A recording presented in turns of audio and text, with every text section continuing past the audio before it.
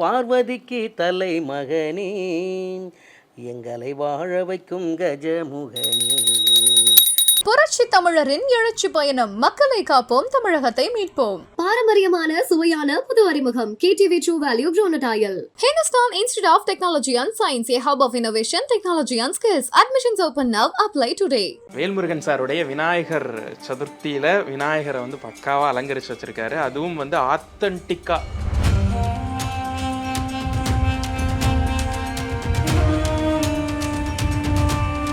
பெற்றோரை உலகமாய் பார்த்தவன், அவர் பேரின்ப ஆனந்த மூலவன். எந்த ஒரு காரியம் தொடங்கினாலும் அவரை வணங்கிட்டு நம்ம அந்த தொடங்கும் பொழுது ஒவ்வொரு காரியமும் தடையில்லாமல் அதை நிவர்த்தி பண்ணி கொடுப்பாரு. அவருடைய ஒவ்வொரு செயல்கள்லையும் தான் நம்ம வாழ்க்கை ஓடிக்கிட்டு இருக்குது. அவர் நடத்துகிற பாதையில், அவர் நடத்துகிற வாழ்க்கையில் நம்ம அதில் வாழ்ந்துக்கிட்டு இருக்கிறோம்.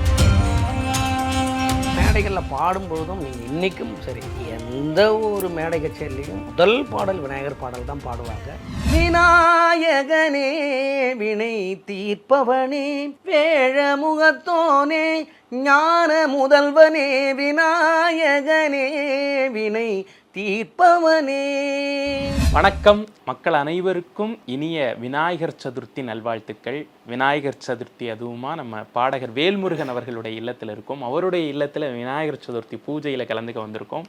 முதல்ல அவர்கிட்ட நம்ம பேசி விநாயகர் சதுர்த்தியுடைய பெருமை அருமைகளை எல்லாம் நம்ம தெரிஞ்சுக்க போகிறோம். வணக்கம் சார், எப்படி இருக்கீங்க சார்? நலமா சார்? இப்போ விநாயகர் அப்படின்னு சொன்ன உடனே உங்களுடைய மனதிற்கு வரக்கூடிய முதல் விஷயங்கள் என்னென்ன? அதாவது எந்த ஒரு காரியம் தொடங்கினாலும் அவரை வணங்கிட்டு நம்ம அந்த தொடங்கும் பொழுது நமக்கு ஒவ்வொரு காரியமும் தடையில்லாமல் அதை நிவர்த்தி பண்ணி கொடுப்பாரு அப்படிங்கிறது தான் விநாயகர்கிட்ட.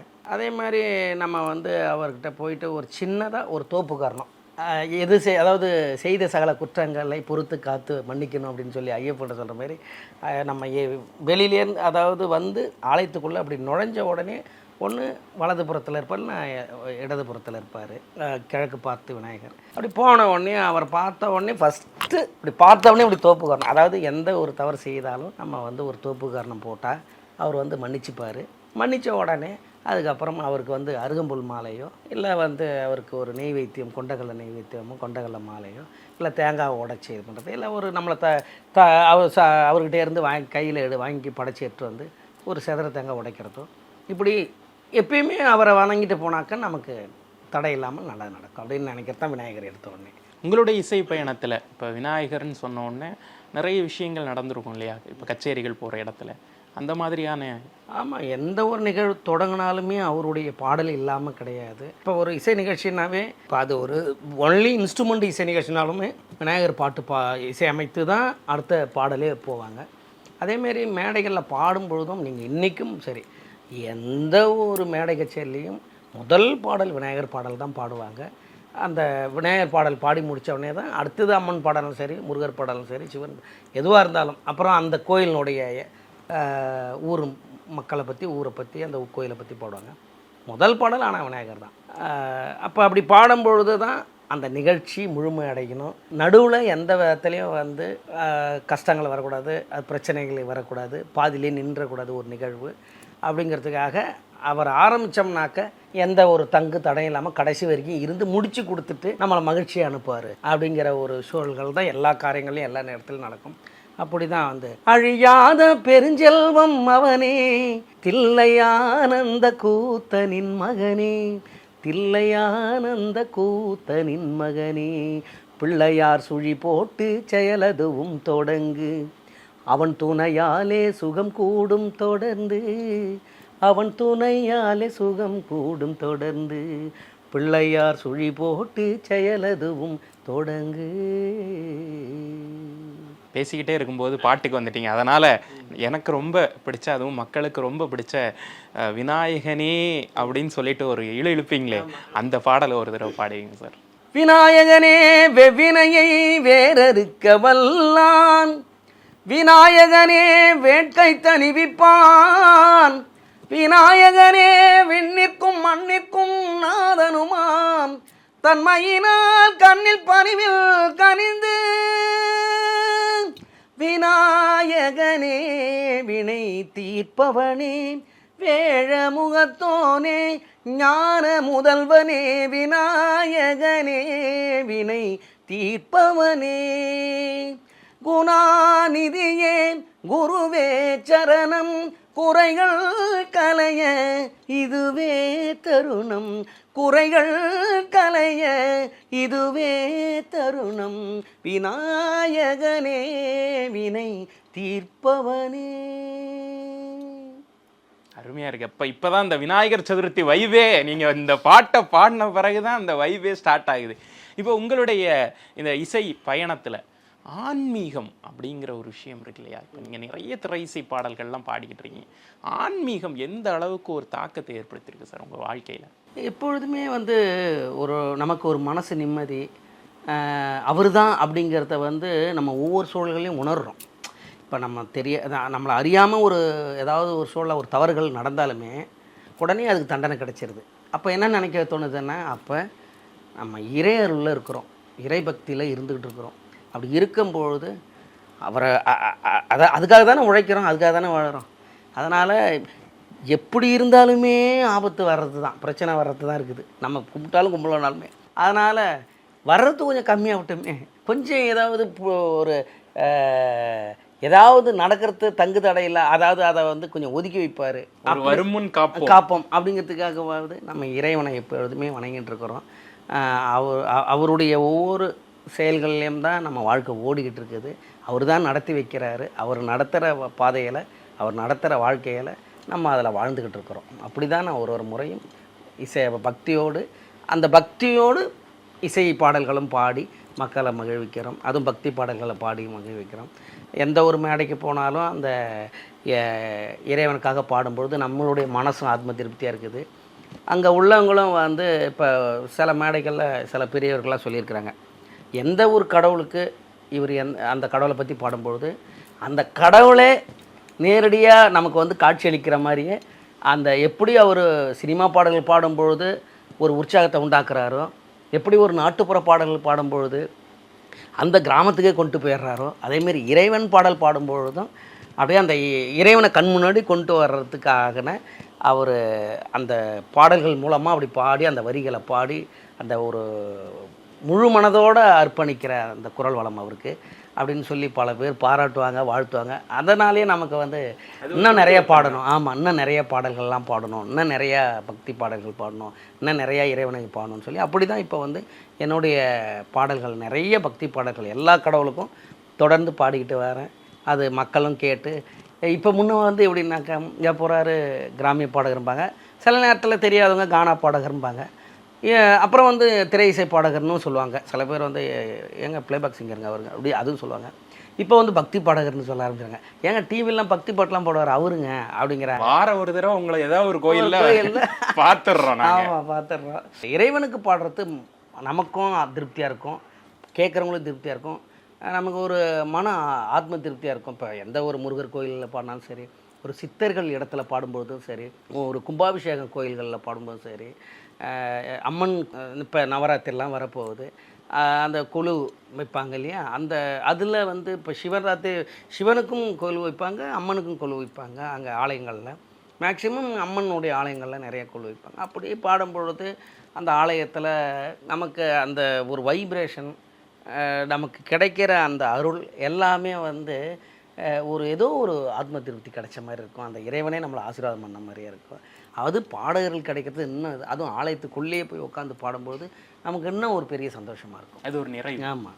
இப்போ விநாயகர் சதுர்த்தி உங்கள் வீட்டில் என்ன மாதிரியான ஒரு செலிப்ரேஷன், எப்படியெல்லாம் நடத்துகிறீங்க, என்ன மாதிரி? பொழுதும் நார்மலாக எல்லார் வீட்லேயும் கொண்டாடுற மாதிரி தான், ஒன்றும் பெரிய விசேஷம் இல்லை. என்ன ஒன்று, அந்த விநாயகர் சதுர்த்தி அப்போ நம்ம வீட்டில் நான் இருந்தேன்னாக்க நானும் மனைவியுமே போயிட்டு அந்த கரெக்டாக மண்ணால் பிடிச்சி அந்த பிள்ளையாரை வந்து கரெக்டாக போய் பார்த்து அதை வாங்கணும், அதுக்கு அலங்காரம் பண்ணணும், அதுக்கு தேவையான படைக்கிறதுக்கான என்னென்ன பொருள் இருக்குதோ அது காரக்காயிலேருந்து நம்ம கம்புலேருந்து கரும்புலேருந்து திரும்ப வந்து நம்ம நவாப்பழத்துலேருந்து அப்புறம் வந்து அந்த இன்னும் ஒரு காய் இருக்கும், காரக்காயின்னு பெருசாக இருக்கும் ஒரு, ஆமாம் விளாங்காய், அந்த விளாங்காய் வைப்போம். அதுக்கப்புறம் ஏன்னாக்கா அவருக்கு வந்து இந்த மாதிரி கொய்யாக்காய் இதெல்லாம் இந்த துவர்ப்பு இதெல்லாம் அவருக்கு ரொம்ப பிடிக்கும்.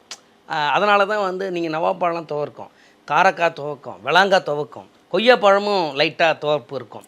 இது எல்லாமே அவருக்கு பிடிச்ச இது. அதுக்கப்புறம் ஸ்வீட் நிறையா நல்லா சாப்பிடுவார் அவர்.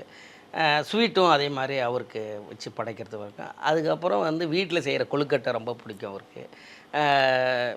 அப்புறம் வந்து இந்த மாதிரி நிறைய விஷயங்கள் பழங்கள்லேருந்து எதாக இருந்தாலும் வச்சு தேங்காய் உடைச்சி பொறுக்கி போட்டுக்கெல்லாம் வச்சு அதை வச்சு படைக்கும் பொழுது நமக்கு ஒரு சந்தோஷம். எப்படி கோயிலில் போயிட்டு நம்ம குடும்பத்தோடு போய் விநாயகர் சதுர்த்தியாக இருந்தாலும் சரி, எந்த ஒரு விசேஷமாக இருந்தாலும் சரி, போய் வணங்கிட்டு இறைவனுக்கு பூஜை செஞ்சுட்டு அவருக்கு இது பண்ணிட்டு வரமோ, அதேமாதிரி ஒவ்வொரு ஆண்டும் விநாயகர் சதுர்த்தியில் அதுலேயும் வந்து ஒவ்வொரு தடவை விநாயகர் சதுர்த்தினாவே எனக்கு கச்சேரி வந்துடும், ப்ரோக்ராம் வந்துடும்.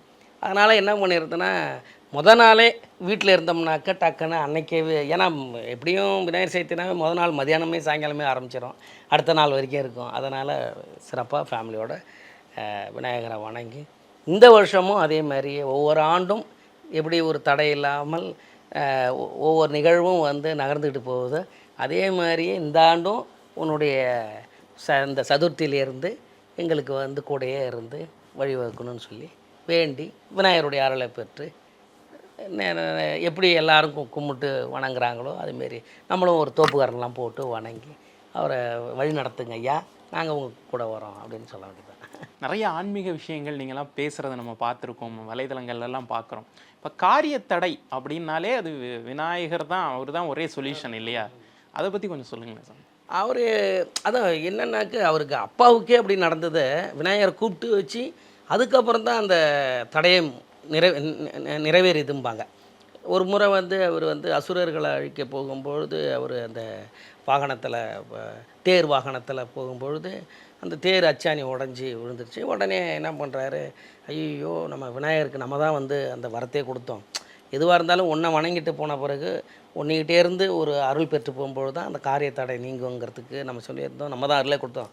அப்படி இருக்கும்போது நம்மளே மறந்துட்டு வந்துட்டோமே, இப்போ அந்த மாதிரி ஆகிட்டுது அப்படின்ட்டு விநாயகரை நினைக்கிறாரு. விநாயகர் உடனே வந்துடுறாரு. வந்த உடனே என்ன ஆகிடுதுனாக்க, இப்போ நீ வந்து அப்போ ஒன்று பண்ணு, உன் காரியம் தடையில்லாமல் நடக்கணுன்னா முக்கணி உள்ள இதை வந்து நீ எனக்கு வச்சு படைக்கணும் அப்படிங்கும்பொழுது உடனே பார்த்தாரு. 3 கண் உள்ளது எதுன்னு பார்த்தா தேங்காய். டக்குன்னு பார்த்தாரு, அவருடைய அந்த குடுமிங்கிறது வந்து அவருடைய சிவனுடைய சடாமுடைய அந்த தான், அதனால தான் அந்த குடுமி இருக்கும். அப்போ 3 கண் உள்ளது வந்து தேங்காய் எடுத்து டக்குன்னு என்ன பண்ணார், அதை உடனே கிடைச்சதை அதை உடைச்சி அவருக்கு வச்சு படைச்சிட்டு அப்புறம் நீ இதுக்கப்புறம் நீ போகலாம், உன்னுடைய காரியத்தை தொடங்கலாம், எந்த தடையும் இருக்காது அப்படின்னாரு. அதனால தான் எப்பயுமே என்ன பண்ணுவாங்கனாக்கா தேங்காயை என்ன பண்ணுவாங்கனாக்க விநாயகர்கிட்ட வச்சு ஒரு தேங்காவை அவருக்கே உடச்சி வச்சு படைச்சிடுவாங்க. ஒரு தேங்காய் கொடுத்து அவர் பாத்தில் வச்சு எடுத்து வந்து அந்த சதுர தேங்காய் உடைக்கிற இடத்துல தலையை 3 சுற்றி உடைக்கும் பொழுது நமக்கு இருக்கிற திஷ்டிகள், ஏதாவது பில்லி சூனியம் இல்லை கண் திஷ்டிகள் இருக்கும் பொழுது அந்த சதராக உடஞ்சி தூளாக உடம்பு அதே மாதிரி தூளாக ஓடிடணும் அப்படின்னு அந்த விநாயகர் வந்து நம்மளை காப்பாற்றுவாருங்கிறதுக்காக செய்கிறார்.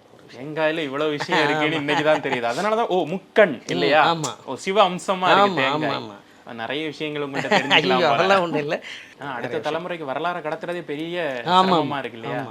அப்போ நீங்க வந்து ஒரு எருமனே வந்து ஒரு கோயிலுக்கு போறதுங்கிறது சாமி கும்பிடுறதுக்காக மட்டும் இல்லை, நம்மளுடைய வேர்களை வந்து அறியணும். இது எதனால எதுக்காக ஒவ்வொரு விஷயமும் ஒவ்வொரு காரணம் இருக்குது.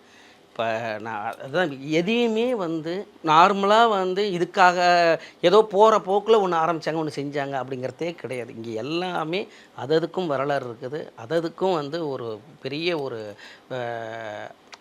அதை பற்றி இது ஏன் எதனால் அப்படிங்கிறதுக்கான ஒரு சுற்றி ஒரு வரலாறு நிகழ்ச்சி இருக்குது. இப்போ விநாயகர் சதுர்த்தி நீங்கள் சொன்ன மாதிரி செயலுக்கான துவக்கம் மட்டுமல்ல, ஒரு விழா காலத்துக்கான துவக்கம். ஏன்னா இதிலிருந்து ஆரம்பித்து இப்போது பின்னணி பாடகர்களாகட்டும் உங்களை மாதிரி பக்தி இன்னிசை கச்சேரி நடத்தினா அவங்களுக்கு எப்பவுமே வந்து இனி பிஸி தான்.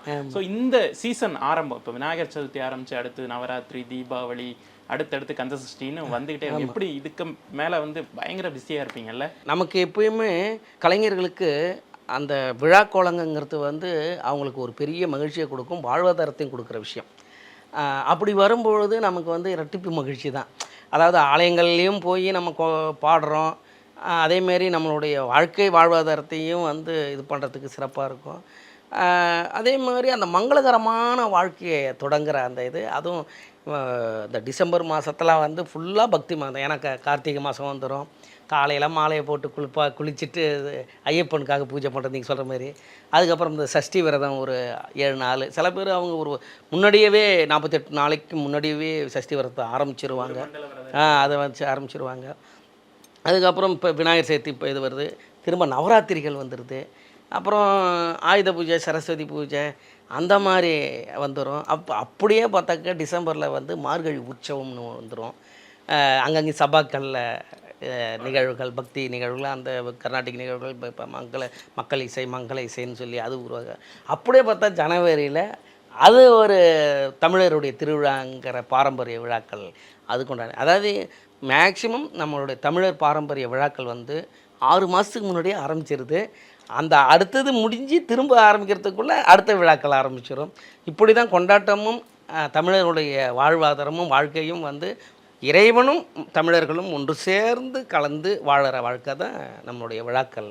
அது இந்த வருஷம் வந்து நீங்க கொஞ்சம் ஃப்ரீயா இருக்க நேரத்திலையும் கும்பாபிஷேகங்கள் வரிசையா வந்துருச்சு. ஆமா ஆமா, திருச்செந்தூர், திருப்பரங்குன்றம், ஆமா, எல்லாமே வந்து கும்பாபிஷேகங்கள் வந்துருச்சு. இப்போ உங்களுடைய வீட்டு விநாயகருக்கு நீங்க பூஜை வச்சு, அப்ப நாங்கெல்லாம் வந்திருக்கோம், அதனால எங்களுக்கும் சேர்த்து நீங்க வேண்டிக்கிட்டு கண்டிப்பா ஒரு பூஜை வச்சுட்டு, அதே நேரத்துல நீங்க உங்களுடைய சொந்த இசையில உங்க சொந்த குரல்ல பாடின விநாயகர் பாடல்கள் அதெல்லாம் வந்து பாடி இன்னைக்கு வந்து சிறப்பு பண்ணிடுவோம். ஆக இப்போ வேல்முருகன் சாருடைய விநாயகர் சதுர்த்தியில விநாயகரை வந்து பக்காவா அலங்கரிச்சு வச்சிருக்காரு. அதுவும் வந்து ஆத்தன்டிக்கா வந்து பாரம்பரிய முறைப்படி அவர் படையல் வச்சிருக்காரு. என்னென்ன இருக்கு சார் படையிலே? கொஞ்சம் வித்தியாசமா இருக்கு. என்னென்ன இருக்கு? அவருக்கு எப்பயுமே பிடிச்சது விநாயகருக்கு கொழுக்கட்டை, அதுக்கப்புறம் பல வகையான நவதானியங்கள் சுண்டல், அதுக்கப்புறம் அவர் அந்த லட்டுலாம் ரொம்ப பிடிக்கும் அவருக்கு, அந்த லட்டு. அதுக்கப்புறம் வந்து அவருக்கு அந்த எருக்கம்பூ மாலை போட்டால் நல்லது. அதேமாதிரி அருகம்புல் மாலை போடுவாங்க. இது மாதிரி ஒவ்வொரு விஷயமும் அவருக்காக பார்த்து வைத்து, அதுக்கப்புறம் நம்மளுடைய விளையிற கம்பு, சோளம், கரும்பு இதெல்லாம் எப்பயுமே அவருக்கு பிடிக்கும். நவாப்பழங்க, காரக்காய், அப்புறம் வந்து கிளாக்காய், கொய்யா பழம், இந்த மாதிரிலாம் அவருக்கு ரொம்ப வந்து பிடிச்ச ஒரு விஷயங்கள். அதுவும் இல்லாத எப்பொழுதுமே அவர் நிழல்லே இருப்பார். அதனால் குடையை அவர் போட்டு இலையை வச்சு வாழைத்தை தோரணம் கட்டி, அதனால் சிறப்பான ஒரு சின்னதாக, அதுவும் அப்படியே நாங்களே ரெடி பண்ணி சின்னதாக அப்படியே செட் பண்ணியிருக்கிறோம். இந்த விநாயகர் சதுர்த்தியில் உண்மையிலேயே வந்து ரொம்ப ரொம்ப சந்தோஷம்.